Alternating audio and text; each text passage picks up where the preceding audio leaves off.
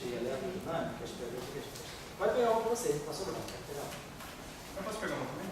Eu acho que pode, eu acho que eu fiz 3 por acaso. Depois eu passo, se quiser eu passo o arquivo, eu bati o arquivo. Mas não, se o pessoal não tem, eu... Não, tá bem, isso não tem, né? Nenhum privilégio, pode ficar tranquilo. O senhor passou o e-mail, Eu passei, mas está no corpo do e-mail. Tá no corpo do e-mail. Eu botei aqui um arquivo que eu vou passar para vocês.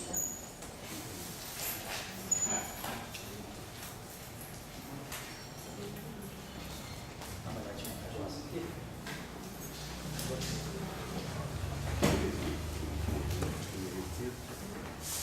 Ele faz o efeito, o efeito dela, essas coisas, mas colocando um campo magnético ortogonal. Esse aqui é uma derivada superior, esse aqui é um fodóxido. Eu fiz um fodóxido que alguém precisou, depois eu vou botar isso aqui no curso. Gentil.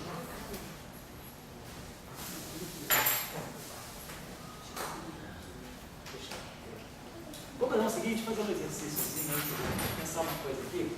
Estou vendo aqui nesse tópico, tem que fazer funções de mim, que eu vou chegar lá, mas eu vou ter que organizar a aula de sábado com vocês, para a gente ver o que a gente, como é que eu jogo essa discussão, que eu acho que a gente vai ter que fazer o mais rápido possível a formulação de espaço imposto, e para fazer eletromagnetismo, a melhor coisa de espaço imposto.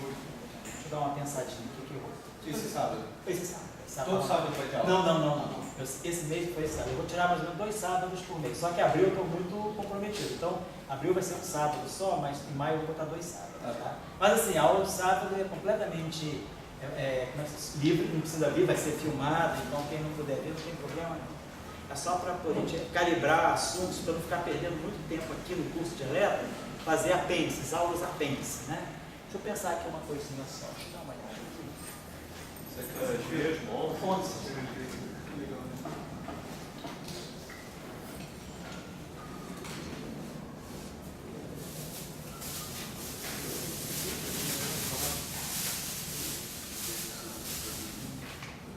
Só para variar um pouquinho, vou fazer o seguinte, deixa eu pegar um caso aí, uma passadinha aqui. Isso foi falado.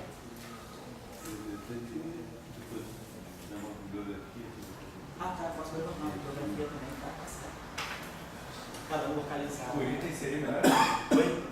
Acho que eu pedi demais, mas por item seria melhor. É por item, só para dar uma bibliografia por item. Vou fazendo isso com mais calma.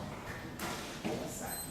Então nós fizemos força, a partir das equações de campo, eu deixei os exemplos para vocês trabalharem, assim, né? Exemplos alternativos.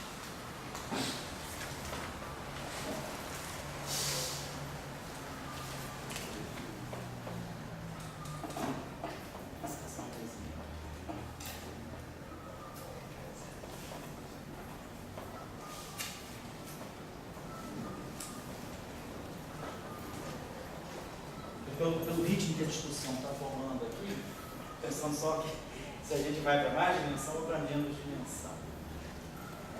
Pensar aqui, essas questões que a gente trabalha, eu acho que talvez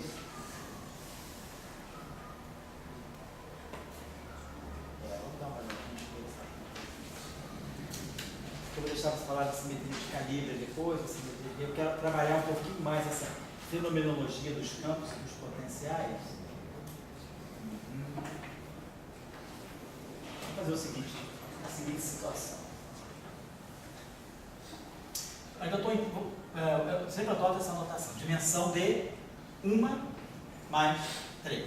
Então significa que eu estou numa dimensão temporal, 3 dimensões espaciais. Então, espaço uniforme, nosso espaço-tempo só.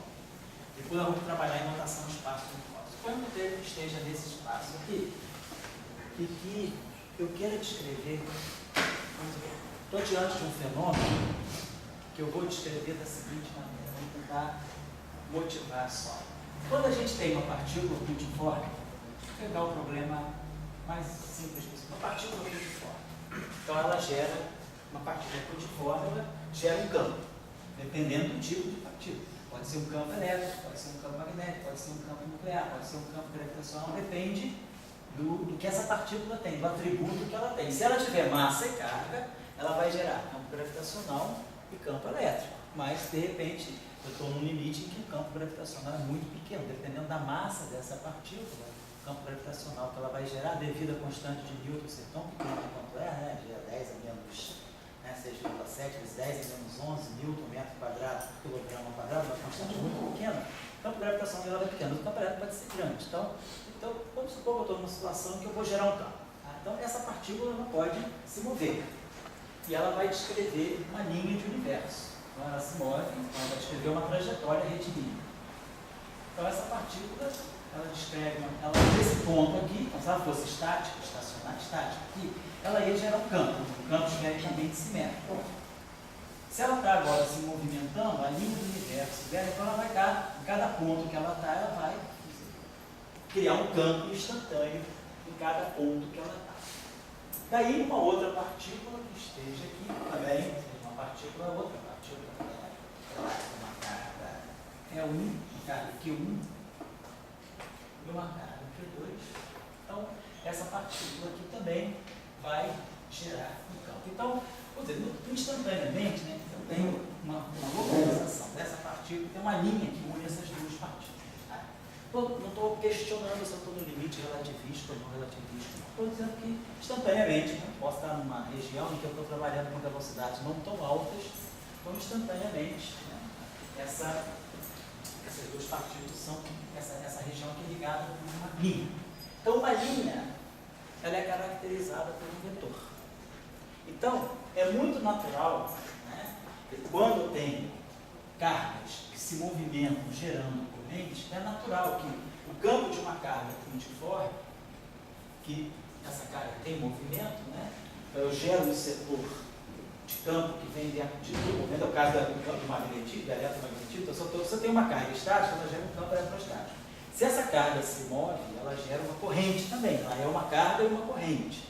Então ela gera um campo magnético. Se vocês fizerem esse cálculo lá na graduação, o campo magnético que vem de uma carga em movimento retilíneo uniforme é da ordem de V sobre C, a velocidade da partícula que está se movendo sobre C, vetorial o campo elétrico. Então, uma partícula que está em movimento retilíneo uniforme, o cara no laboratório vai ver no limite baixamente relativístico, que ela é uma carga, portanto ela é uma carga em movimento, ela é uma corrente formada por uma carga apenas, não é uma corrente contínua, mas é uma corrente, e essa corrente gera um campo também magnético, que é de ordem V sobre C vetorial.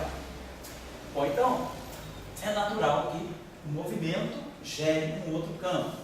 Então, eu tenho ali a interação entre essas cargas, né, ela tem uma natureza vetorial, porque o que vai estar ligando essas cargas é uma linha.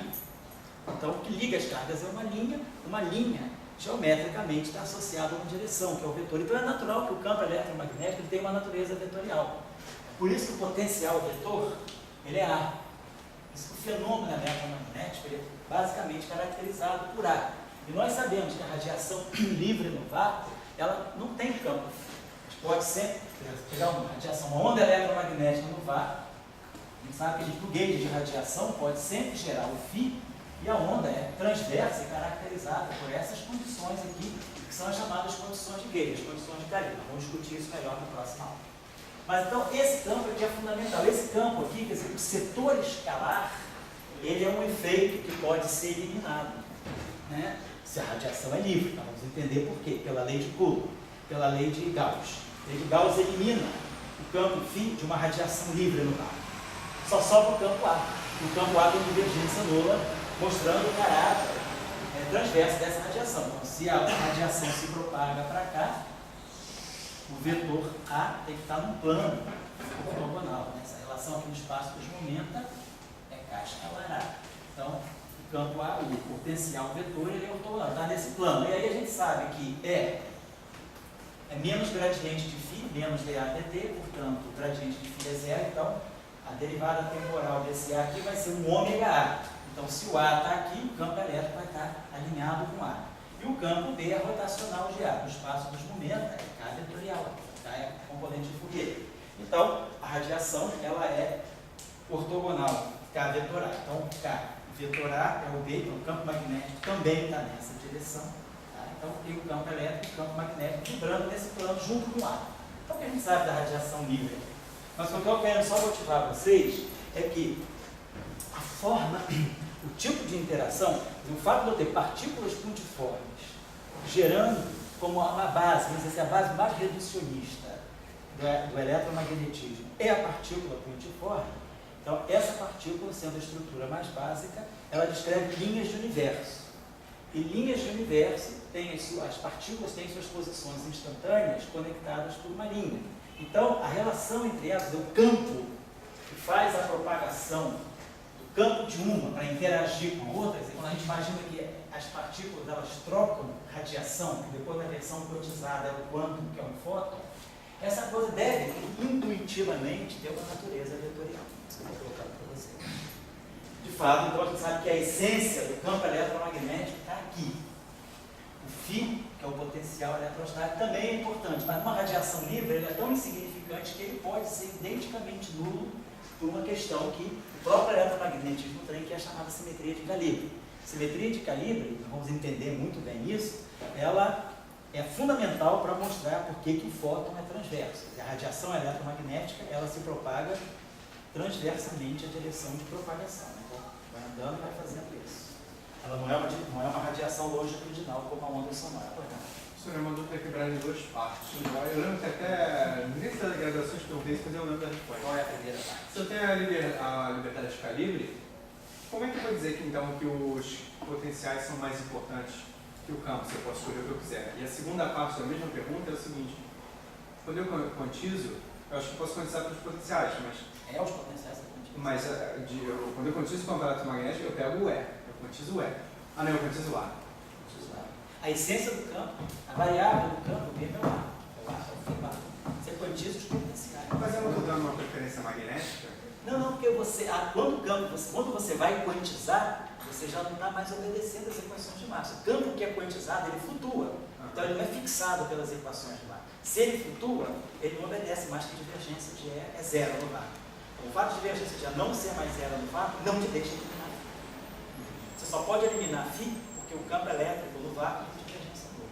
Nessa situação clássica, a radiação clássica, ela tem φ igual a zero, mas a radiação quântica não, porque a radiação quântica, o campo flutua. Então o campo ele não satisfaz as equações de Massa. O campo quântico ele é uma flutuação em torno daquela configuração que satisfaz as equações de Massa. É a coordenada que está flutuando. Então você não pode mais zero. Quanticamente o fim não pode ser zero. Mas vai ficar mais claro para a gente, tanto nesse curso quanto no curso de sexta-feira. E quanto à liberdade? Como é que eu vou dizer que é a parte física dele se eu posso escolher o que quiser? Isso. Então, o potencial, vamos colocar dessa forma. Classicamente, você pode ter diferentes famílias de potenciais gerando o mesmo campo. Então, fisicamente, se você diz que a partícula experimenta uma força, você está ok. Qualquer família de potenciais que se distingue daquela que eu escolhi por uma transformação de calibre, como nós vamos ver, deixa E bem invariante. Então, agora, quanticamente, se você for olhar o problema quântico, a escolha do potencial é importante. O potencial é fundamental em relação a equação de Schrödinger, ela não viu L, ela viu o lá. Basicamente, ela viu lá. Um problema de onda eletromagnética, na verdade. Tem muitas razões. Uma vez teve um curso que eu dei, acho que foi um curso de 2008 ou 2009, que passou praticamente a primeira aula. A gente dividiu o quadro em dois e falei quais são as razões para a gente querer E, B ou A e F. Então, a gente lembra que trabalhou várias razões. Efeito Aharonov-Bohm, efeito Aharonov-Kasher, também, que eu nem falei com vocês, que é o efeito Aharonov-Kasher, também um efeito importante, foi descoberto mais recentemente. O efeito Aharonov-Kasher, ele foi previsto em 84 e foi detectado foi previsto em 84 e foi detectado em 94. Ele é um efeito que foi de verificação experimental em 94. O efeito Aharonov-Kasher. Esse efeito também é um efeito de natureza quântica. Ele mostra o seguinte: se uma partícula é neutra, essa partícula não tem carga, mas é uma partícula que seja neutra, tipo neutrino mesmo, ou neutro, que é neutro, não tem carga elétrica, mas tem momento magnético. Então, uma partícula neutra com momento magnético, questão, é possível uma partícula neutra ter momento magnético? Então, a gente sabe que normalmente a gente associa o momento magnético a uma carga. A gente imagina que o momento magnético de uma partícula, lembrando lá da mecânica quântica, é a razão giromagnética, a razão de Landé, a razão giromagnética, vezes o magnetron em volta, vezes o spin da partícula em unidades de H cortado. Quer dizer, isso aqui seria G, magnetron de Bohr, H cortado, sobre 2m, e o spin da partícula. Se for uma partícula de spin meio, o spin dela, em mecânica quântica, é o meio do operador de Fausto, desse em unidades de H cortado. Claro, por elétron, nós sabemos que a razão giromagnética é aproximadamente 2, né? Quebrado. Então, isso aqui importa. Isso eu sei, o momento de polo magnético, mas aí não tem problema da carga. Se a partícula é meu, eu imagino que ela não tem esse momento de polo magnético, então ela não tem. Mas não é o caso do nêutron, por exemplo. O nêutron é uma partícula composta de quarks. Então, o nêutron tem carga 2/3, menos 1/3, menos 1/3. Então, essas cargas podem estar em configurações que existem, como isso aqui é uma distribuição de probabilidade, né, do quark U está aqui, os dois quarks D está aqui, eu teria carga 2/3 e carga menos 2/3. Então, eu crio um dipolo elétrico. Então, para efeito de nêutron, o nêutron, a carga global dele é zero, mas localmente eu posso ter densidades de carga. Essa região aqui é uma região de carga menos 2/3, essa aqui é uma região de carga mais 2/3. Essa aqui, compressivamente, ele é neutro. Então, isso, a gente tem cada partícula dessa tem carga, cada quark tem carga.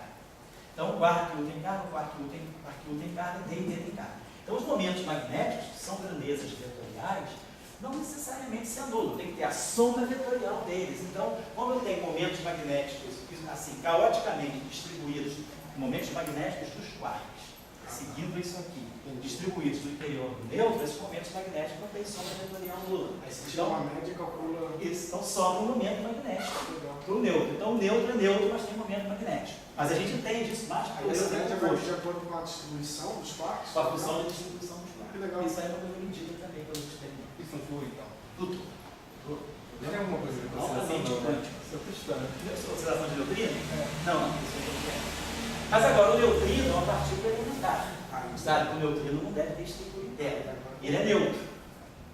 No entanto, ele adquire momento de dipolo magnético também. O momento magnético de dipolo do neutrino, ele é cerca de 10 a menos 10 vezes o momento magnético. Esse aqui é o momento magnético de dipolo do próprio, do elétron. Se eu pegar o elétron, isso aqui dá o magneton de Bohr, né, que é H cortado, né, sobre 2m, a razão giromagnética cancela esse meio, sobra a matriz de Pauli. Essa matriz aqui é 0, 1, 0, essa aqui é de ordem 1. Então, isso aqui é o magneton de Bohr, que é o momento de polo magnético do elétron. Esse valor aí é o momento de polo magnético do elétron. É 10 a menos, cerca de 10 a menos 9, sei lá, meves por 10.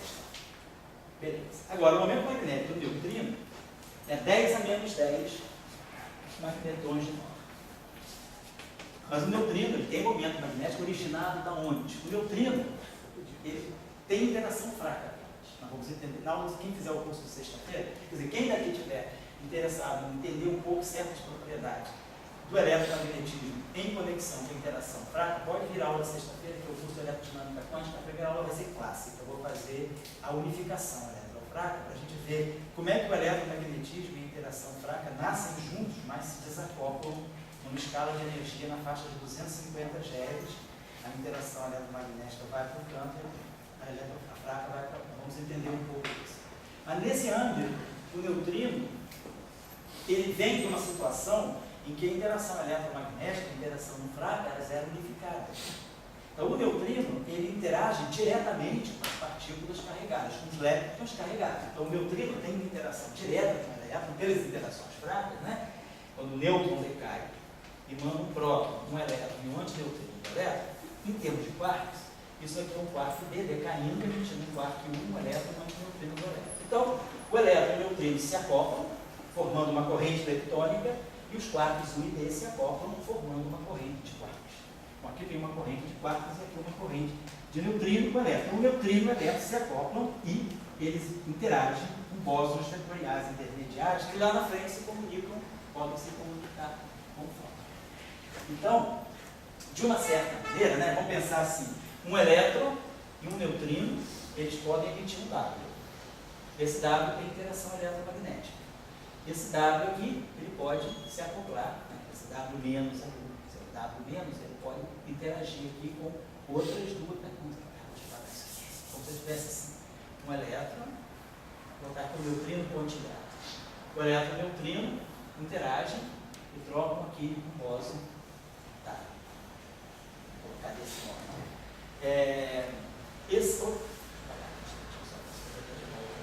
Esse elétron aqui, vamos dizer, o elétron e o neutrino interagem, você pode pensar se esse elétron vem para cá, esse neutrino vem para cá, esse elétron aqui também interage, e aí aqui eu posso pensar que esses dois elétrons trocam. Mas não é trocam depois. Estou fazendo desse aqui, eu vou botar no ordem temporal. E aí aqui eu posso imaginar, esse gráfico aqui é exatamente, aqui eu posso trocar W menos, W mais, aqui eu posso trocar. Então, os neutrinos, eles interagem com os elétrons que têm carga elétrica. E esses objetos aqui, assim deve ser, vou colocar de uma maneira mais clara aqui, vamos pensar o seguinte, eu tenho neutrino, vou colocar o fogo assim. Então esse neutrino estão vindo dois neutrinos. Então, esses dois neutrinos aqui, eles podem interagir trocando, vamos dizer assim, elétron. Então, neutrino, e o elétron interage com o elétron para cá. Eles interagem aqui, trocando o bóson W da interação prática. Só colocando desenhos. Mas dois elétrons, eles interagem, trocando, emitindo fóton. Então, lá na frente, acaba que os neutrinos, eles têm uma interação indireta com o fóton, porque nos processos quânticos, esse neutrino, ele interage com o elétron e com um W carregado da interação fraca. Isso aqui é um problema de interação fraca. Mas cá na frente, essa interação fraca, ela joga elétrons que vão interagir com o fóton. Então, esse vértice aqui... Eles são dois elétrons e dois neutrinos? São dois neutrinos interagentes. Na verdade, essa partícula aqui ela é interagente num processo virtual. O que tem fisicamente eu tenho neutrinos e no final saem fóton. Então, esse acoplamento aqui, quer dizer, dois neutrinos no fundo estão vendo um fóton via um processo virtual. Surgiram elétrons? Oi? Acho que talvez a pergunta seja muito ignorante, mas surgiram elétrons? Não, quer dizer, virtual quanticamente, sim. Quer dizer, quando você tem uma partícula muito energética, na teoria de campo, essa partícula ela pode gerar, por efeito de conversão de energia em massa, é igual a mc2, você, num processo de energia, converte em partículas virtuais que podem se criar depois, elas se aniquilam de novo. Então, esse processo confere ao neutrino. Nós entendemos por que o neutrino deve ter um momento magnético. Essa questão que eu estou colocando. Então, esse efeito Harama-Caixa, ele mostra que mesmo partículas neutras, se elas têm um momento magnético, elas podem interagir, elas sofrem o efeito de um campo elétrico. O campo elétrico externo, ele gera um torque em cima do momento magnético da partícula. Então, uma propriedade magnética da partícula interage com o campo elétrico. O efeito Harama-Bohm é momento magnético, vamos colocar assim, interagindo com o campo magnético. E carga interagindo com o campo magnético. Então, o efeito Harama-Bohm é um efeito ligado ao magnetismo, ao campo magnético. O efeito Harama-Caixa significa que se uma partícula é neutra, mas com momento, tipo nêutron, que tem momento magnético, passar numa região que tem campo elétrico, vai haver uma força de natureza elétrica atuando no momento magnético da partícula. Eu tenho uma interação entre o momento, um torque que o campo elétrico exerce sobre o momento de polo magnético. Então, esse efeito é o chamado efeito Harama-Caixa e também mostra, para entender esse efeito, eu tenho que entender, do ponto de vista quântico, os potenciais de novo são importantes. Então, nós temos várias situações, quanticamente, justifica no eletromagnetismo a gente jogar toda a informação do campo eletromagnético nos potenciais, não nos campos. Então, e aquela discussão que você acabou querendo mostrar a origem da força. Isso, vamos lá. Isso bem claro. A pergunta é quando ele tem no fundo esses limites. Está faltando a pergunta: será que a força de Lorentz nos satisfaz inteiramente? Eu tenho que plantar mais. Certo. Né? A pergunta é a seguinte: será que esse Mi que está ali no fundo não tem um ar que é dentro dele? Isso que você está colocando é verdade. A força de Lorentz ela é uma força muito restritiva. Ela, vamos dizer assim, ela descreve uma realidade muito limitada. Que a força de Lorentz está mais ligada, vamos dizer assim, ao efeito da partícula ter carga elétrica. Então, é a carga elétrica que está na interação eletromagnética. Mas agora a gente fala, uma partícula, ela não tem só, a propriedade dela não é só elétrica, ela não tem só carga elétrica ou momento de dipolo elétrico. Ela tem também setor magnético, ela pode ter um momento de dipolo magnético, como ela pode ter um momento de quadrupolo elétrico também. Mas ela tem um momento de dipolo magnético. Então, o momento de dipolo magnético da partícula habilita a partícula a ter interações mesmo que ela não tenha carga elétrica. É o caso do neutrino.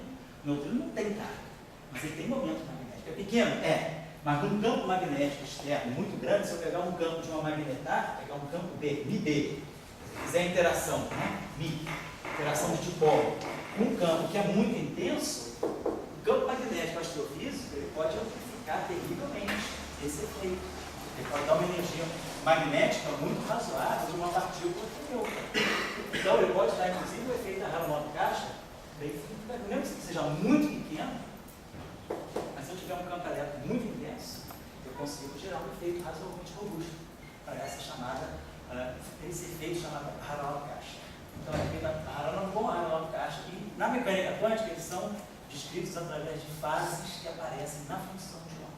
Quem quiser literatura sobre isso, depois eu posso passar. Isso foi medido, professor? Foi medido em 94. O efeito da Harman-Kardon, e ele é muito usado hoje em supercondutores. Quando você tem supercondutores do tipo 2 que penetram tubos magnéticos no interior do supercondutor, o efeito da Harman-Kardon parece ser importante para essa física de matéria condensada. Ele vem sendo muito estudado hoje em matéria condensada.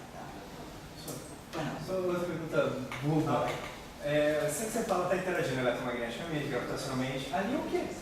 Aonde? Aquela ali é uma interação. Essa interação é vista. Pois é. O neutrino, ele adquire um momento de dipolo magnético dele às custas do acoplamento fraco dele com o elétron e às custas do acoplamento eletromagnético do elétron com o fóton. Então, tem duas físicas confluindo para dar o momento magnético do neutrino. O neutrino é uma partícula magnética também. Ele tem um lado magnético que vem da interação fraca. E para dar um fóton ali não tinha que ser uma eletronicose? Não necessariamente. Um elétron, quer dizer, você pensa o seguinte, imagina que não tenha pósitron nenhum, você não tem energia suficiente para acionar um pósitron, porque imagina que você tem um elétron que você acelere a uma energia de, sei lá, você tem um elétron com energia de 0,1 MeV. Qual é a energia de repouso para você criar um pósitron elétron? 1 MeV, porque você sabe, um elétron é 0,5 MeV por C2, o pósitron 0,5. Então, para você criar um par de elétron-pósitron a partir de radiação gama, você precisa de um fóton de cerca de 1 MeV, né? Pela lei de Planck, né? É igual a HI. Então, se eu tenho uma energia suficiente para criar um par de elétron-pósitron, MC2, então tem 2 MC2, a massa de repouso do elétron, isso aqui é 0,5 MeV, então isso aqui é aproximadamente 1 MeV. Então, com 1 MeV de energia, eu consigo, vamos dizer, criar um par de elétron-pósitron pela lei da relatividade, é igual a MC2. É o mínimo de energia que eu preciso para criar um par de elétron-pósitron. Agora, com essa energia aqui de 1 MeV,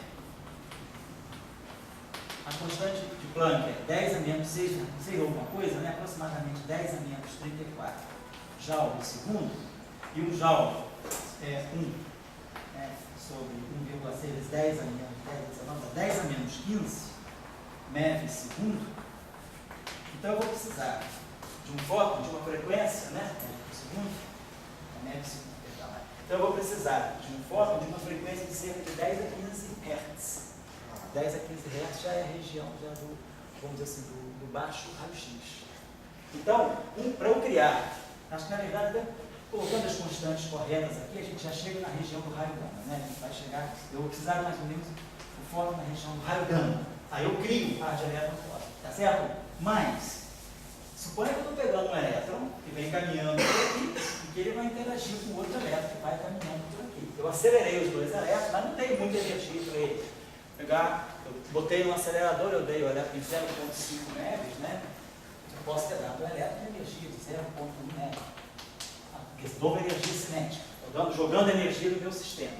Então, esse elétron vai interagir com esse elétron, eles vão chegar para, vão se repelir, vai ter um espalhamento. O elétron não vai se juntar com outro, vão depois se repete. Então, vai ter esse processo aqui é pela troca de fóton. Então, um elétron, ele emite um fóton e continua o elétron. Então ali saem dois elétrons também. Então sai. Então você não está violando a conservação da carga, porque está chegando o elétron aqui, carga negativa. Está saindo o elétron aqui com carga negativa e está saindo o fóton aqui com carga zero. Mas saem realmente dois elétrons. Entra dois neutrinos, sai um fóton e dois elétrons. Isso, pode ser isso. E aí você não está perdendo. Aqui você está fazendo o quê? Ó? Aqui esse W é carregado. Então você tem o neutrino, é neutro, carga zero. Quando esse neutrino se transforma aqui no elétron, está saindo uma carga negativa aqui, mas daqui está saindo um W+, que é um bóson positivo, das interações fracas. E esse tem a mesma carga do elétron? Oi? Ele tem. A carga dele é positiva, é menos R.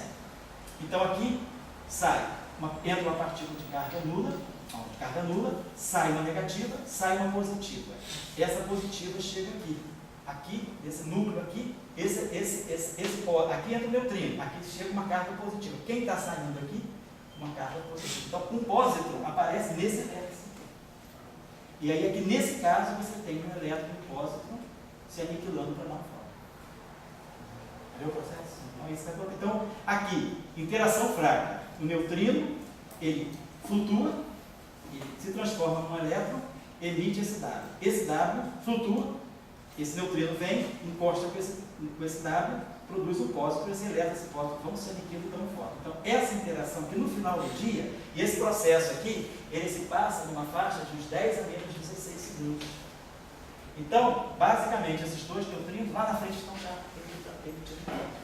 Então, é esse processo que confere ao neutrino essa propriedade magnética. Então, o magnetismo do neutrino, ele é adquirido porque o neutrino interage só fracamente, mas indiretamente ele vem de a origem da interação fraca, ela é junto com a eletromagnética e a fraca se originam juntos. Então o neutrino carrega essa memória de que ele interage fracamente, mas ele interage com objetos, ele interage fracamente com objetos que interagem eletromagneticamente. Então o elétron que carrega para o neutrino a interação eletromagnética que ele não tem.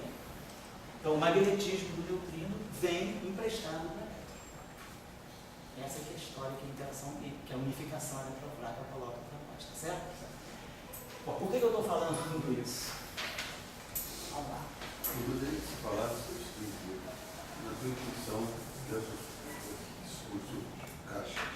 Esse discurso da caixa. A palavra caixa é bom. Eu tenho uma força de Lorentz clássica. Oi, é mais do que. Qual o termo que se esperaria em termos de corpo A? Como é que você pode buscar uma origem em algum campo para modificar a lei de Lorentz e gerar o efeito Aharonov bom e o efeito Aharonov baixo? Menos do que isso. Só, digamos, na força de Lorentz, qual o novo termo em termos de A? Será que não existe um A entre a gente e o B? Aquele Mi lá? Você diz um potencial. É um potencial, um Mi, lá dentro da gente B. Será que o Mi interagindo com o E não tem um A? Então, será que, no fundo, porque o que é o eletromagnetismo de Maxwell? O eletromagnetismo que esconde A. A não existe. Daí vai repetir essas coisinhas. Então, ele esconde o A. O A está dentro do B, e do A, e do E. E será que eu não digo, a questão toda, será que existe uma maneira de colocar o A diretamente no eletromagnetismo de Maxwell? Então, a pergunta que eu tenho que fazer para você, nessa escolhinha da questão de vocês coisas, tem algum que coloca o A explicitamente? Sim.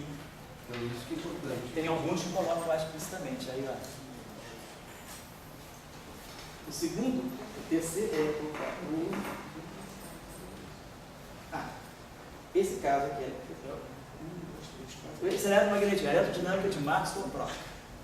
A eletrodinâmica de Maxwell-Proc, você coloca o A diretamente. O A começa a adquirir uma propriedade. Se o fóton, no fenômeno supercondutor, onde o fóton, dentro do supercondutor, o fóton desenvolve uma massa. O fóton deixa de ser essa massa.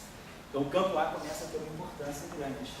Então nós temos casos, outros casos aqui também, de situações em que, por exemplo, na própria teoria eletrofrágil, se a origem do eletromagnetismo é em comum com a interação frágil, vamos ver na aula de sexta-feira aí do curso, o mecanismo de Higgs, ele coloca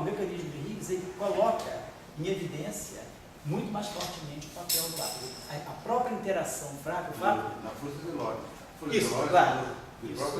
Não, mas claro, você vai ter que colocar o A na força. Depois, se você fizer o campo de radiação de troca, pegar a tua monografia aí, se você pegar o campo de radiação de troca e for olhar o momento que ele carrega o momento dele, não depende só E2 mais B2, depende de ar também.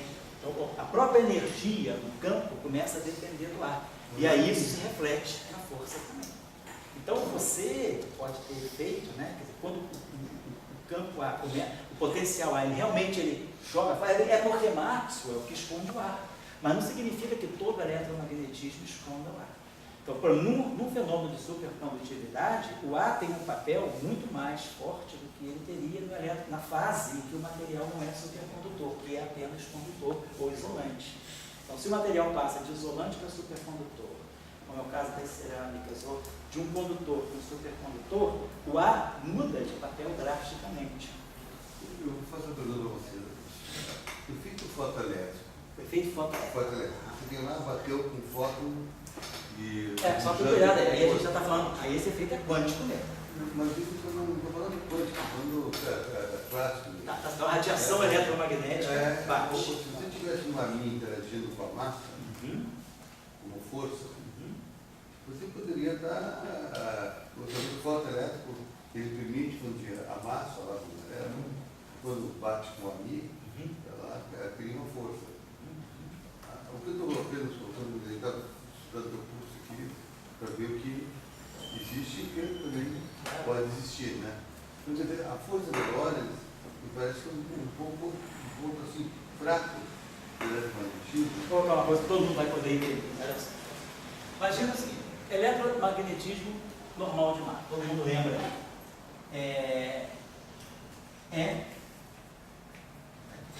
Quando a onda eletromagnética se propaga livre, a relação de dispersão é a frequência, ômega, é igual ao módulo de K.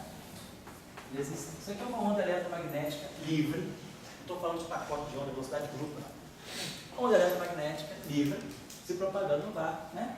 Ômega igual a kappa C. Né? Também a gente sabe que módulo de K igual a C. Bom, isso aqui a gente sabe da propagação das equações de Maxwell com onda eletromagnética livre numa onda monocromática, por exemplo.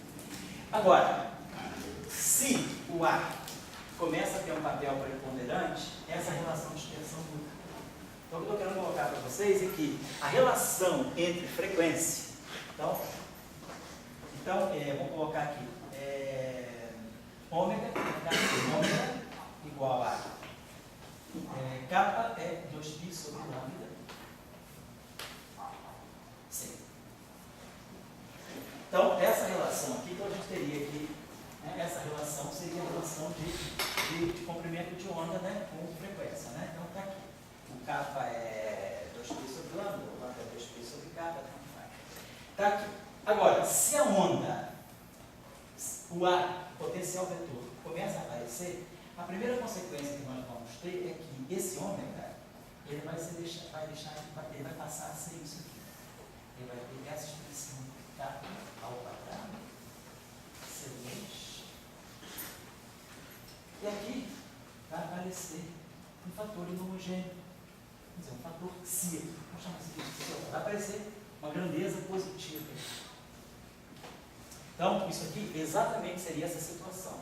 Se a gente pensar em termos de partícula, E2, partícula relativística massiva. Relação de dispersão. E2 igual a P2C2 mais N2C4. Se a massa de repouso é nula, a gente tem que E igual ao módulo de P. C. E é H cortado ômega. P, H cortado K. Estou fazendo a representação agora da complementaridade. Representação onda-partícula. Então, para aqui, o H cortado se cancela. Então, ômega igual a K vezes C.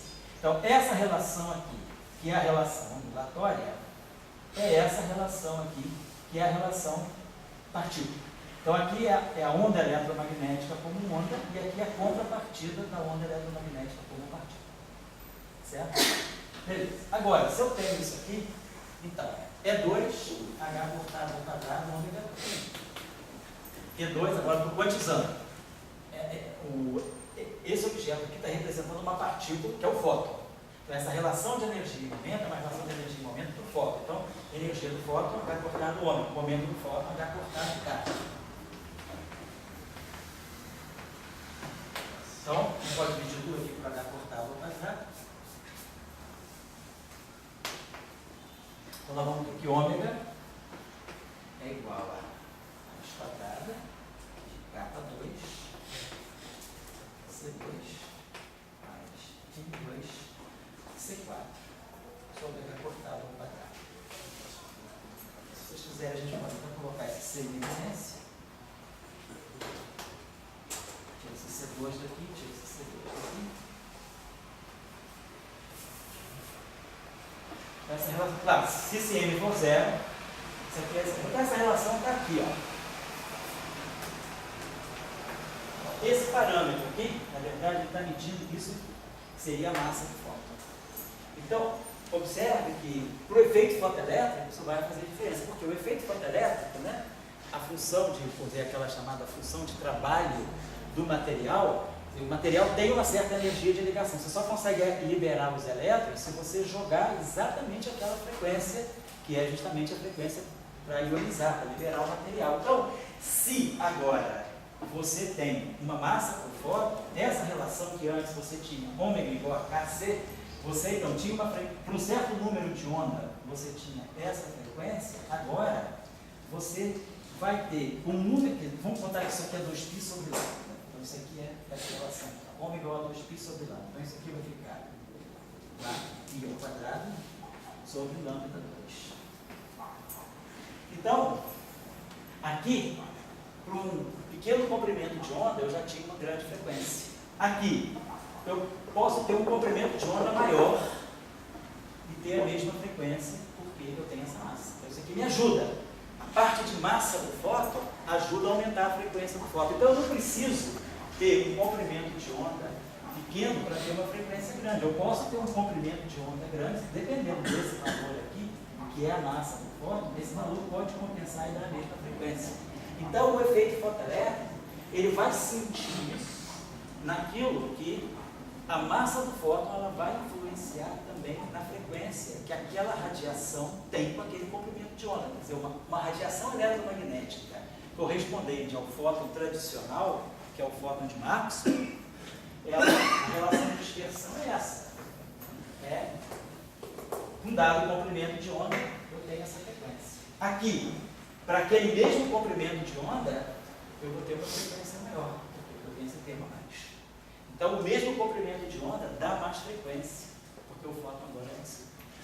Então, isso mexe com o efeito fotoelétrico. Então, você vai mandar a mesma radiação, o mesmo comprimento de onda, mas quando ela encontrar o elétron ali, ela vai ter mais frequência, ela vai ter mais energia.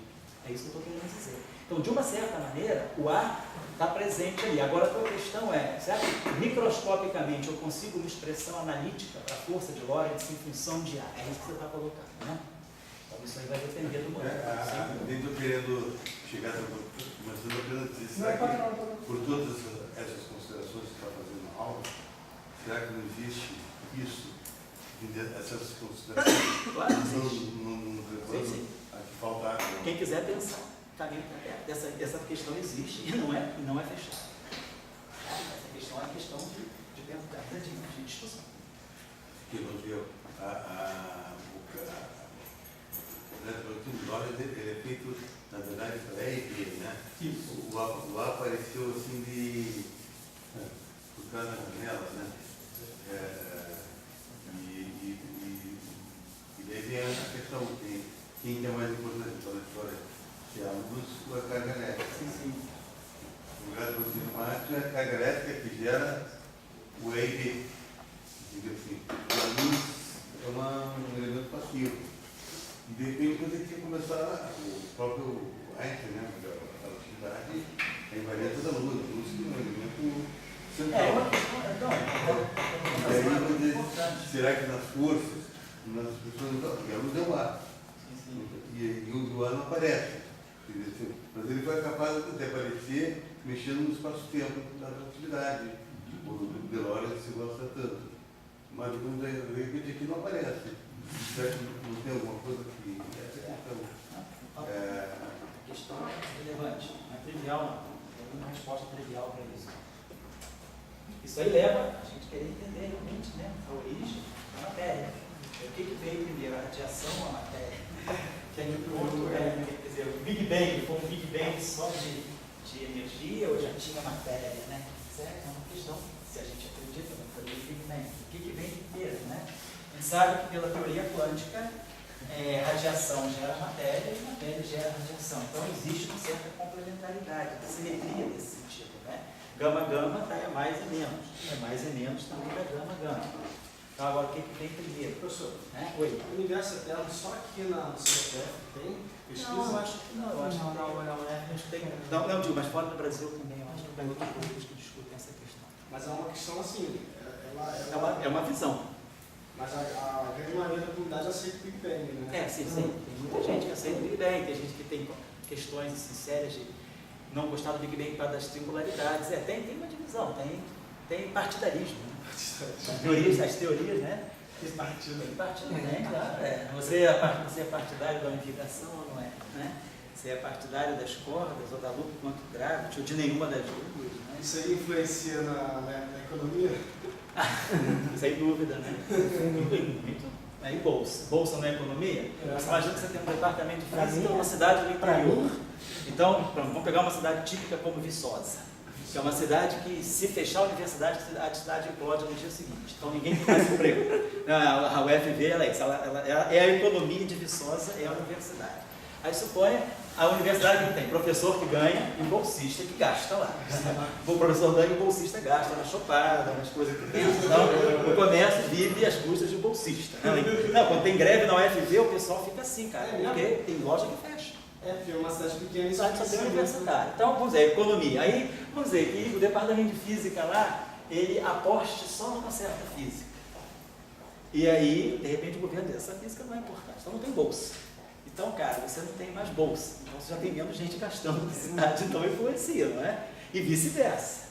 Se a economia segura certas áreas, dizer que a ciência é neutra, é só algumas, né? Não é mesmo, né?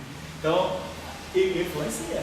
Depende da tua linha de pesquisa, não é só na economia, não na publicação. Se você estiver trabalhando em certas áreas da física, que tem assim uma discussão, não digo especulativa, mas que tem uma discussão de ponto de vista, pode ser uma física muito fundamental, com muita matemática. Acho que tem uma questão de ponto de vista. A matemática é precisa, mas a questão é a interpretação. Física é mais do que isso, física é interpretação. Então, aquela mesma matemática você pode interpretar de um jeito ou de outro. Cara, dependendo da linha que você adota, você não tem jeito nem de publicar nas revistas boas, porque aquela visão não é a visão não é a visão dominante, hegemônica. Então você tem que, para lutar contra a hegemonia, você às vezes não pode publicar nas boas revistas. Ou você não pode nem publicar, você fica com muito menos espaço nas revistas. Né? Essa questão da boa revista, mais você tem evidência. Né? Citação, aí não vou, desculpa. Mas isso, a gente pode, em outras situações, voltar a discutir também. Então, voltei, por que eu estou falando tudo isso? Porque a gente está querendo discutir qual é a natureza de um campo de radiação. Então, imagina agora que eu não tenho mais partícula puntiforme. Vamos pensar na teoria de cordas. O que a teoria de cordas adota? Que os objetos fundamentais do universo seriam, exatamente, objetos unidimensionais. Então, esses objetos têm uma corda e tem outra corda. Essas cordas podem interagir, né? Elas podem chegar aqui, formar uma corda fechada que se abre, né? Bom, essas cordas interagem. Só que quando essas cordas... O princípio físico, assim, tipo, inércia ou uma postulação? O quê? Que os fundamentos são cordas. Que os objetos podem ser estendidos? Eu não diria, eu não veria tanto como especulação. Também não sei se é porque eu me acostumei. Postulou, né? Não, você postula porque tem uma motivação física. Da inércia. Não. Eu acho que é uma questão de você perceber a estrutura do espaço-tempo. Eu acho que é uma questão desse tipo. Você perceber a estrutura do espaço-tempo. Você imagina o seguinte, há muitos anos atrás, na década de 30, o próton era elementar. Então, nós não tínhamos uma física que penetrava no próton. Então, você olhava o próton sempre de longe. Você não conseguia mandar uma sonda que entrasse no próton. Você viu o próton sempre fora do comprimento de onda de Compton dele.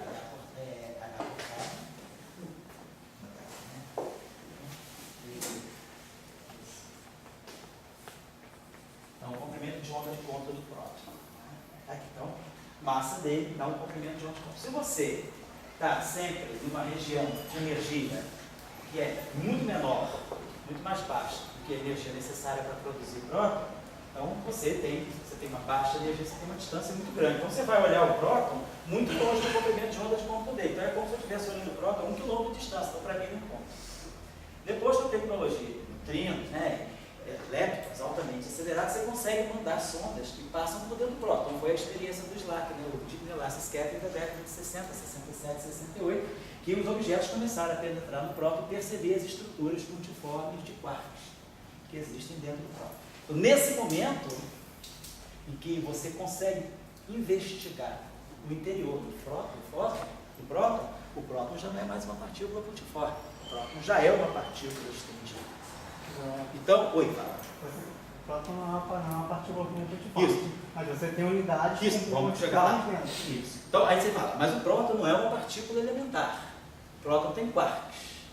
Então, agora a questão é, e você consegue penetrar no interior do quark? Então, o quark ainda é uma estrutura elementar ou você tem como penetrar no interior do quark, verificar alguma possível estrutura interna para o quark ou uma possível estrutura interna para o elétron? Será que o elétron é realmente elementar? Hoje, com a nossa tecnologia, nós não conseguimos ver uma estrutura para o elétron. Mas essa era a pergunta que Dirac se colocou em 31, quando ele chega aos monopolos magnéticos, a pergunta dele era: quão elementar é o elétron? O elétron realmente é elementar ou não? Então, essa era a questão que ele se colocou. É uma questão sensata. Hoje a gente sabe que a gente ainda não consegue penetrar na estrutura do elétron. A gente ainda percebe o elétron como estrutura fundamental. Mas o que a gente está fazendo agora é uma extensão. Se a gente agora vai para energias cada vez mais altas, você começa a penetrar sempre no comprimento de onda de ponta das partículas. Então, você já não vê mais a partícula muito de fora como sendo multiforme. A gente já começa a observar que os objetos começam a ter uma extensão à medida que você consegue penetrar muito fundo na dimensão do espaço-tempo. Essa que é a colocação. Essa que é a imagem arquitetônica. Oi? Não, tudo bem. Não precisa nem entender, você pode nem aceitar. Não precisa nem aceitar. Existe uma ideia disso aí. Tá certo. Assim, Tá. e a pessoa coloca o seguinte: Fica dentro. quando o pessoal fez onda partícula, era uma Pode positivo. Mas é uma coisa, pode ser loucura, não, mas existe onda e existe partícula. Acabou. Então, daí você, o princípio físico da partícula, independente de se gostar ou não. Entendeu? Isso aí não é nem preenche a alma e nem vem de uma realidade. Agora pode ser um postulado. Eu postulei, vou em frente. Vou discutir seu Talvez, postulado. eu entendo, isso é uma questão de ponto de vista. Realmente pode, não precisa aceitar isso. Essa que é a questão. O partidarismo está um pouco aí. Essa ideia. Mas onda partícula, você tem que aceitar. Você não pode negar onda partícula. Entende? Isso não é uma coisa de eu estou discutindo se eu aceito ou não onda partícula. Certo, mas quanto tempo você leva para aceitar isso? Não, demorou talvez 20 anos para aceitarem onda partícula. Pois é. Mas é ridículo você não aceitar onda partícula, porque não é possível. Porque o cara fez o gol. O cara fez o gol, fez gol. Pode ter feito com a mão, mas foi gol lá. Entendeu assim? Mas onda partícula é uma coisa experimentalmente em microscópio eletrônico, etc. E é difícil se dizer não para Claro, você pode ter até tecnologia para saber isso. A questão é. Isso tem um outro postulado grande, até maior do que o onda partícula, e que daí a gente tem que brincar. Eu entendo um pouquinho de física só, mas me dá e ter postulado. Então é um princípio físico, a pergunta, ou é um postulado? Não, eu acho que seja um princípio físico novo. Eu acho que é uma extensão dessa discussão que nós temos de complementaridade entre grandezas da gravidade. Eu acho que vai por aí. O que eu só entendo é o seguinte, o pessoal deveria unificar a gravitação. E daí a norma Green, aquela história toda, né, conseguiram fazer com a teoria dos trinhos. Não é Isso por aí, é uma não. força enorme. O desenvolvimento histórico não foi esse. O desenvolvimento histórico, isso aí foi bem depois. O desenvolvimento histórico foi pela interação forte, foi pela Não, QCD. isso é pouco. Isso aí é que foi a motivação Mas física aí ninguém deu bola. que levou. Mas isso aí foi um assunto importante. A questão de se verificar que isso poderia ter alguma coisa com a unificação só veio praticamente 10 anos depois. É uma ideia que foi introduzida de uma forma, mas que acabou se desenvolvendo de outra. Mas tinha as coisas em física também são assim, meio acidentais. Você não consegue fazer uma previsão assim, a longo prazo, vou fazer isso porque lá na frente eu vou ter isso. Você faz isso pensando nisso, quando você descobre que você, vamos dizer, concebeu uma formulação para resolver um problema, você acaba descobrindo que essa formulação está te resolvendo problemas lá na frente que você nem imaginava. Acho que é um pouco a história da física, um pouco assim, fala. Deixa eu perguntar uma curiosidade, não sei nessa hora, mas você vai falar de cordas antes de você falar, eu não queria matar isso. Não, vou falar de elétron magnetivo, eu estou tentando desenhar uma corda aqui há meia hora. Fala aí. É verdade que o Witten, hoje em dia, ele diz abertamente que não acredita em cordas? Eu não acredito. Não sei se ele diz. Em várias Congresso situações, agora, né? em várias situações, você pode dizer que você esperava muito mais da teoria de cordas numa direção e ela acabou dando em outra. Eu não tenho ideia de que ele renegue completamente a teoria de cordas. Eu tenho ideia de que é o seguinte, que o que se esperava de unificação em termos de cordas não aconteceu ainda. A teoria de cordas está muito aquém da unificação do que ela deveria estar. Ela está muito mais à frente do problema da gravitação do que do problema da unificação. E ela foi concebida muito mais para resolver o problema da unificação do que da gravitação. Hoje acaba que consegue-se chegar a uma descrição muito melhor da gravitação quântica pelas cordas do que a própria unificação. Voltando aqui então um pouquinho só. Agora, então, se vocês imaginam que tem objetos estendidos, esses objetos eles não vão descrever mais linhas de universo, né? A partícula vai evoluindo, ela descreve aquela linha. Uma corda, ela vai varrer uma superfície bidimensional. Então, essas cordas, quando elas forem interagir, elas já não têm mais uma localidade, como é a partícula que vai ser unificada por um ponto. O que eu vou ter agora vai ser interação entre superfícies, não mais entre pontos. Né? Então, o que eu vou ter agora, essa corda está descrevendo uma superfície desse espaço. Então, o elemento fundamental associado à corda agora passa a ser o elemento de superfície, não mais o elemento de linha. Na carga punticórdia, nós temos o elemento de linha. Então, nós temos aqui, associado a ela, um vetor. No caso do objeto estendido, nós temos aqui um elemento de superfície. Ou seja, um elemento de superfície, um V2Cis. Então, é claro que o objeto que vai estar associado aqui vão ser dois vetores. Uma superfície é gerada por um vetor ao longo de uma direção e outro vetor ao longo dessa direção. Então, eu devo ter dois vetores. Então, uma interação entre objetos estendidos, ela deve ter, intrinsecamente, estar associada a dois campos vetoriais. Então, a gente deveria pensar o seguinte: se eu quiser imaginar que os objetos estendidos agora, que objetos carregados são estendidos, se eu quiser fazer um eletromagnetismo para esses objetos estendidos, eu teria que pensar que a interação entre eles agora é uma interação feita via superfície. Se eu pensar, então, que eu tenho uma partícula evoluindo nessa superfície, outra partícula evoluindo nessa superfície, elas vão trocar esse objeto aqui, não vai ser mais uma linha que vai conectar a outra linha. Eu vou ter uma superfície, duas superfícies, elas vão se conectar por uma área, não por uma linha. Então, o que vai estar em jogo agora, mas uma área é gerada por dois campos vetoriais. Então, eu devo imaginar que eu vou fazer uma física associada a dois potenciais vetoriais, e não mais a um potencial vetorial e um escalar. Não é eletromagnetismo, eu jogo todas as fichas no potencial A. E aí, claro, por covariância relativística, né, se o eletromagnetismo ele tem uma natureza relativística, nós sabemos que todo vetor gera um escalar pelas transformações de Lorentz. Está aqui, né? T' igual a gama T menos beta sobre C de X. X' igual a gama X menos beta C. São as transformações de Lorentz, um busto de Lorentz ao longo da direção X. Para os observadores, então, se eu tiver uma grandeza que é só um vetor, eu estou num referencial onde eu não tenho. Então, isso aqui vale para o tempo e para o espaço, mas isso aqui vale para o vetor e para o escalar. Então, se eu tiver uma grandeza vetorial, se eu estiver num lugar onde eu só vejo um vetor, então no referencial só tem um vetor X, a transformação desse X, ela necessariamente vai gerar uma grandeza escalar. Quer dizer, a partir de uma grandeza vetorial, eu vou ter que gerar um escalar pelo efeito do movimento, que vai ser φ', que vai ser gama, φ, menos beta sobre C a X. Só que o φ, o referencial de partida é zero. Eu estou no referencial onde não tem escalar nenhum, só tem um vetor.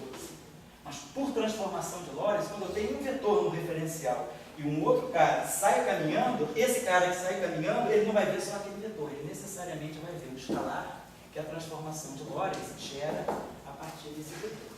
Então, escalares e vetores, eles têm que estar ligados na teoria relativista. Quer dizer, o fato de você só ter um vetor é um efeito de referencial. Então, se eu estou num sistema de referência, eu só tenho um vetor. Um cara que está passando por mim, ele vai perceber um vetor escalar. O efeito do movimento faz o vetor gerar um escalar. E vice-versa.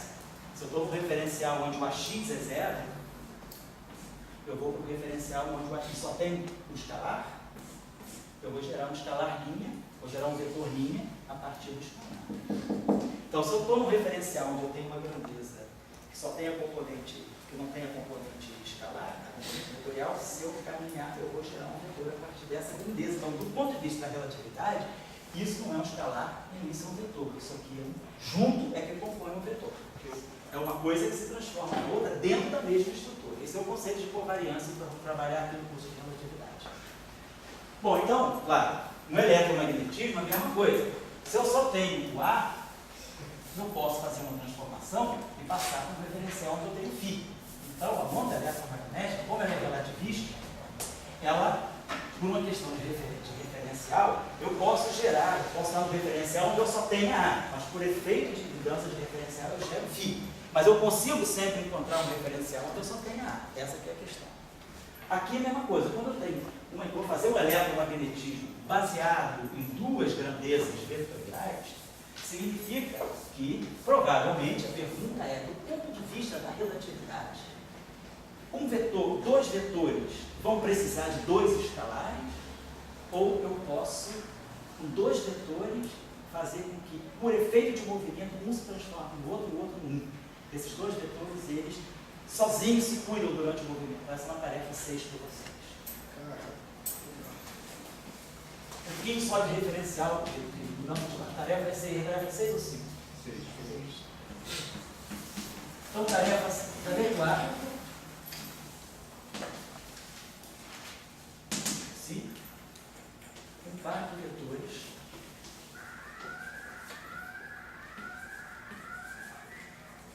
pode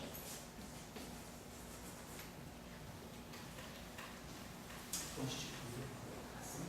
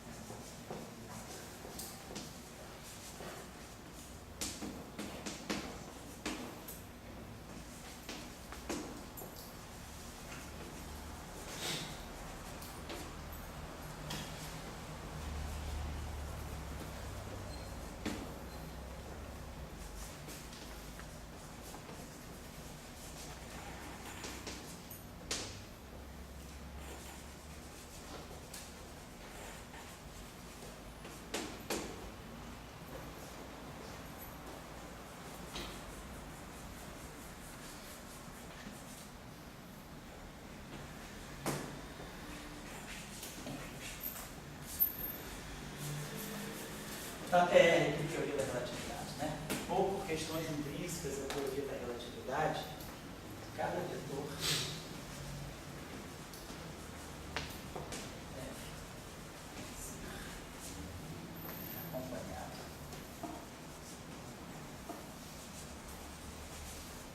de um escalar. Então, isso é uma questão para vocês pensarem, tá? Você já tem elementos para compreender essa questão, tá bom? Mas nós vamos desenvolver uma técnica mais apurada para resolver essas questões de uma maneira imediata, praticamente, sem precisar nem escrever. Só olhar e bater o olho, nem fazer nenhuma linha. Vai conseguir. Mas por enquanto, talvez vocês ainda precisem escrever umas 2, 3 linhas para entender essa questão. Bom, vamos em frente. Então, minha proposta, vou acabar lá, tá? Minha proposta é nós tentarmos escrever um eletromagnetismo a partir desses dois campos vetoriais. Então, tem dois vetores, dois potenciais. Então, como no eletromagnetismo, tinha o potencial A. O potencial A, ele gera campo E, que é menos dA dt, estou esquecendo φ. e gera um B rotacional.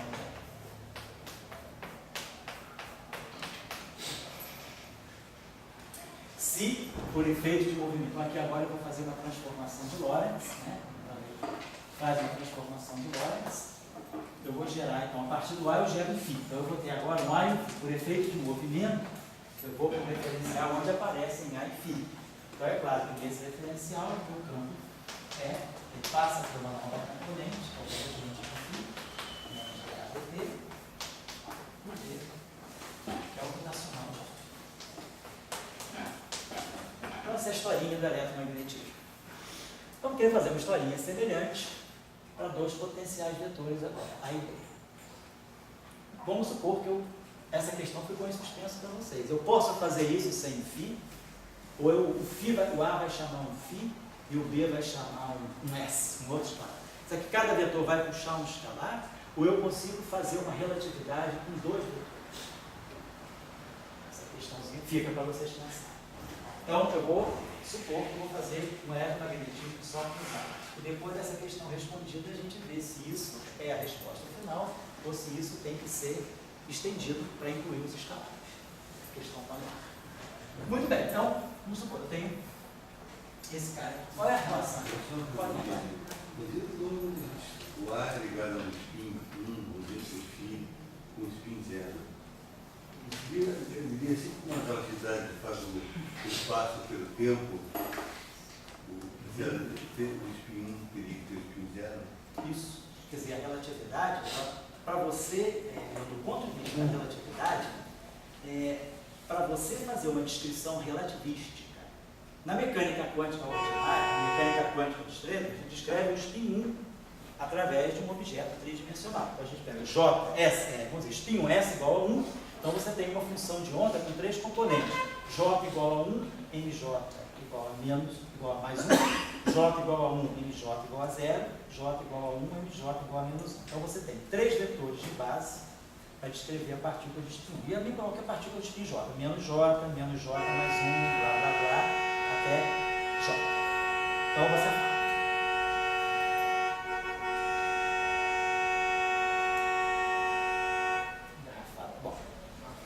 Então, isso é a questão a mecânica quântica ordinária, não relativística. Agora a pergunta é, se eu estou fazendo, se essa partícula cujo spin eu estou estudando é uma partícula relativística, eu consigo descrevê-la pelo puro spin 1 ou a relatividade. Exatamente, o spin 1 é um vetor com três componentes. Então, do ponto de vista da nossa concepção, isso aqui tem 2J mais um componente. 2J mais 1 igual a 3 significa J igual a 1. Então, de fato, o vetor tem spin 1 escalar. Ele só tem uma componente. Então, 2S mais 1 igual a 1. Então, S é igual a 0. Então, se eu pegar um objeto que tenha 5 componentes, 2S, pegar uma matriz simétrica, pegar uma matriz simétrica 2 por 2 de traço nulo. Então, quando eu pego essa matriz aqui, a matriz simétrica 2 por 2. Matriz simétrica 3 por 3. Então, ela tem 9 elementos. Se ela é simétrica, ela vai ter A, B, C. B, D, E. C, E, menos A, menos D. Então, isso aqui é uma matriz simétrica de traço nulo. B, B, C, C, E simétrica. A mais D. Então, essa matriz aqui é simétrica, tem traço nulo. Então, ela depende de 5 parâmetros. A, B, C, D e E. Então, ela tem 5 componentes. Então, 2S mais 1 igual a 5. Então, S igual a 2. Então, essa matriz aqui, ela está apta a descrever um spin 2. Então, se eu quiser descrever um objeto espinhoso grávido, por exemplo, eu teria que descrever um objeto, não que é um vetor, eu tenho que jogar uma matriz, né, 2 por 2, ou desculpa, 3 por 3, com um traço nulo. Isso me garante 5 graus de liberdade, 5 componentes independentes, 5 componentes independentes formam um spin 2. Então, isso é a questão não relativista. Tá? Mas por exemplo, um vetor, os spins são os três componentes, certo? Isso. Botando ou não, são os três componentes. No caso de uma matriz, são o quê? São 5 componentes. Umas dimensões espaciais. Não seria, você pegaria um spin 2, Então eu preciso de 5 dimensões espaciais para projetaria mais 2, mais 1, 0, menos 1, seriam os 5 modos de polarização. Mas aí o gráfico então precisa de 5 dimensões para existir. Não de 5 dimensões. Você está num espaço de 3, ó, você está 3 por 3. Então o espaço tem dimensão 3. Você precisa de. Por isso que você bota a matriz, para você gerar mais componentes sem sair da dimensão. Tá certo? Questão. Você introduz a relatividade agora. O que acontece? Então, eu já sei que sempre que eu tiver o spin 1, eu tenho um vetor. A relatividade repete que esse spin 1 tem que trazer um spin 0. Então, do ponto de vista da relatividade, se você vai falar do fóton, classicamente, a radiação clássica, a nossa interpretação do fóton é uma partícula de spin 1. Então, uma partícula de spin 1, do ponto de vista da relatividade, uma formulação relativista não aguenta um spin 1 só, ela pede um spin 0. Então, o fóton tem que trazer 2 spins possíveis, um spin 1 e um spin 0. A questão é, mas o fóton que eu vejo é o fóton transverso. É o fóton que tem 2 polarizações, ele está no plano. Então, é o campo E ou o campo B. K, vetor E da B. B, vetor K da E. Mas eu preciso de um vetor para descrever o fóton. Eu preciso de 2 componentes pelo menos. Então eu preciso de um vetor. Mas isso não é uma formulação relativista. Se eu mudar de referencial, eu ganho uma coisa nova que nesse referencial eu vejo, que é o escalar, que é o spin 0. Então a relatividade, ela te impõe que o fóton carregue uma componente obscura, ou espúria, de spin 0. Mas a física do fóton não se processa com esse spin 0. A relatividade impõe, é como se fosse, vamos dizer assim, a expressão do Lutar, um amigo mala que você tem de vez em quando, que está meio mal, né? Você fala, você quer ir para uma festa, uma zoação, você tem que carregar um mala que está deprimido, tudo bem. Ele vai contigo, mas ele não interage com mulher nenhuma. Então ele é o fóton escuro, ele é o spin 0, você carrega ele é meu amigo, é a relatividade. Você carrega ele, mas você não deixa ele interagir, você protege ele, o cara está mal, deixa ele ficar na dele, né? Então, é isso que está acontecendo com a relatividade. A relatividade, ela te obriga o spin 1 a trazer um spin 0. Mas, ao mesmo tempo, a física diz, esse spin 0 não interage. E aí, como é que eu desacoplo esse spin 0? Ele está lá, mas ele não vê a física, ele fica livre. Se ele é livre, ele não interage, então ele não pode ser medido. Aí você tem que tirar do bolso o princípio de Gauge. É a simetria de Gauge do eletromagnetismo que faz com que o spin 1 carregue o spin 0. Mas o spin 0, ele é desacoplado da física por causa do princípio de calibre. Então, isso nós vamos estudar na próxima aula. Isso tem jogo. Então, a relatividade, ela pede que o spin 1 carregue o spin 0. Mas a física, você faz só com o spin 1. Você poderia fazer, e eu posso fazer física só com o spin 0, se o spin 1 carrega o spin 0. O fóton, eu falo que é o spin 1. E se eu quiser fazer uma nova modelagem física, onde o spin 1 seja desacoplado e quem fica é o spin 0? Será que eu consigo fazer uma física com o fóton escalar? Com a parte escalar do fóton, que a relatividade impõe. E aí a pergunta, a gente vai poder discutir futuramente no curso. Mas a gente vai atacar, se vocês estiverem pensando, podem pensar. Tá? E a hipótese de ser uma partícula fundamental na natureza, né? Deve ter uma coisa dele, que faz fundamental, mas por que não pode ter uma hipótese de spin 0 que seja até mais simples do que o do spin 1? Claro. Independente da consideração. Então, quer dizer, será que o fóton de spin 0 não existe porque, por alguma maneira, nós não o vemos, alguma coisa nossa? Agora, em termos independentes de explicação, pela simplicidade e profundidade, deveria ter um fóton de spin 0. Claro. A questão, certo? Podemos discutir isso depois, mas já está falando dessa história, a questão é que... Isso aí é um outro eletromagnetismo do Marx, porque o eletromagnetismo que a gente está querendo descrever ainda é um eletromagnetismo que atrai e repele. Então eu preciso do vetor. Se o fóton não tivesse spin 1, ele seria uma interação só atrativa. O eletromagnetismo é atrativo e repulsivo. Então, se eu quero fazer um eletromagnetismo só com o setor de spin 0, eu estou correndo o risco de fazer uma teoria em que cargas de mesmo sinal se atraem. Isso é meio gravitação. Massa positiva atrai massa positiva, não repele.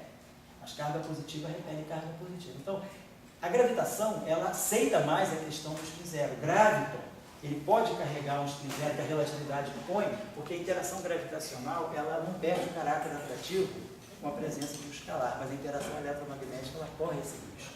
Então a tua pergunta é, será então que no supercondutor, onde os dois elétrons deixam de conduzir individualmente e se condensam num par que vai fazer a condução, que vai fazer justamente o fenômeno coerente que elimina a resistividade, então se a interação agora entre elétrons, ela cria um estado ligado de dois elétrons, que a eletromagnetismo faria repelir, será que não tem um escalar em ação que entrou e faz com que esses dois elétrons, eles têm uma repulsão eletromagnética, tem uma repulsão, mas também tem um setor atrativo que o escalar ajuda a carregar.